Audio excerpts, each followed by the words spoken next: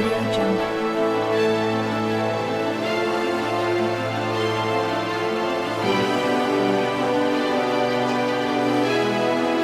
Jungle. Audio Jungle. Audio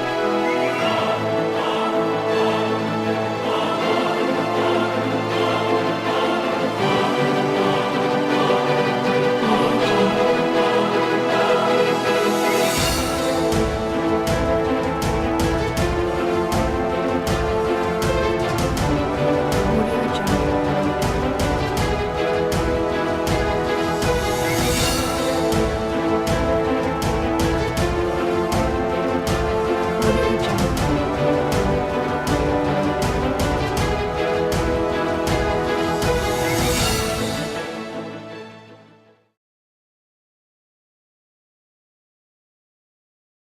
Welcome back to the Israel issue, where we're thinking about some of the tough questions which follow from God's choice of Israel to be a holy nation and a kingdom of priests.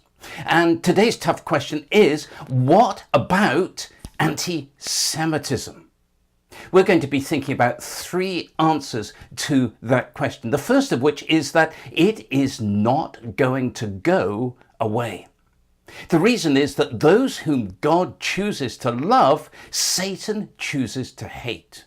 So the more we see of God's sovereign outworking of his purposes through the nation of Israel, the more we will see Satan's hatred of the Jewish people. Now, in itself, anti-Semitism is a relatively recent term. It was coined in the 1880s as a term for the German word Judenhass, which is Jew hatred. And we all know what followed from Hitler's final solution to annihilate the Jewish people. Yet what's now called anti-Semitism was going on long before this. But in fact, 850 years before this, the Crusaders of the very first crusade launched the pogroms, which were the intentional violent attacks on the Jewish people just because they were Jewish. But even long before this, as we show in the Let the Lion Roar film, the church fathers of the 4th and 5th century AD were already distinctly anti-Semitic. But actually, we can go back almost 3,000 years to the book of Esther as it relates the story of Haman in his own attempts to wipe out the Jewish people.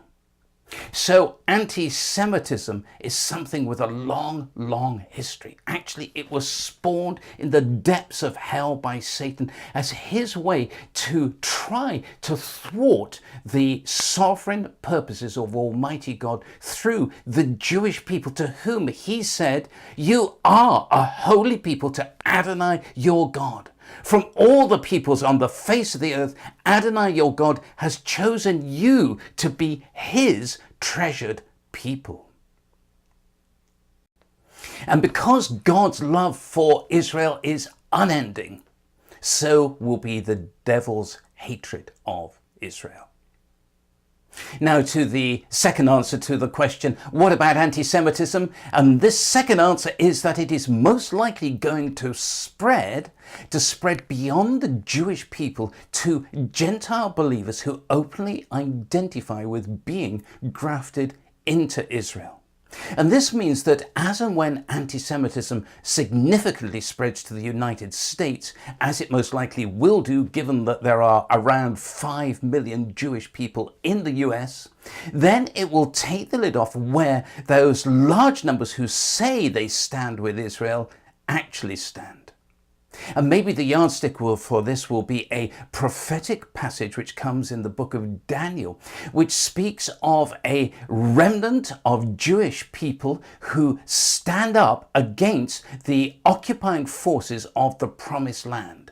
And it says this: "But the people who know their God will stand firm and prevail." And this then means that when anti-Semitism begins to spread beyond Jewish people to Gentile believers who refuse to renege on their understanding that we are grafted into Israel, This is going to provide huge opportunity for we Gentile believers to stand not only for God's people, but also for God's purposes. But at the same time, it will also truly expose exactly how strong Gentile believers' commitment really is to the outworking of God's purposes through Israel.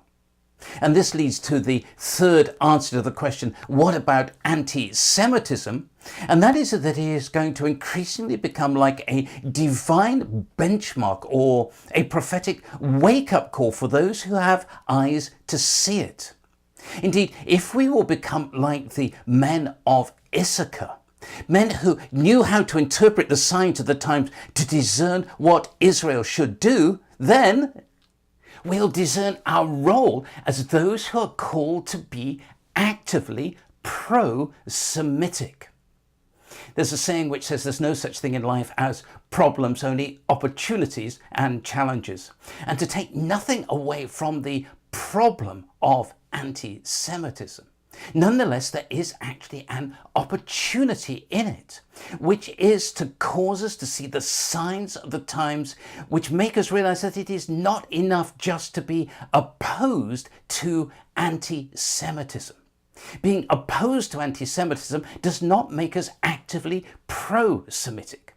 And the reason is that you can't define anything positively in life just by using a double negative, let alone that which is at the very center of strategic, crucial spiritual battle.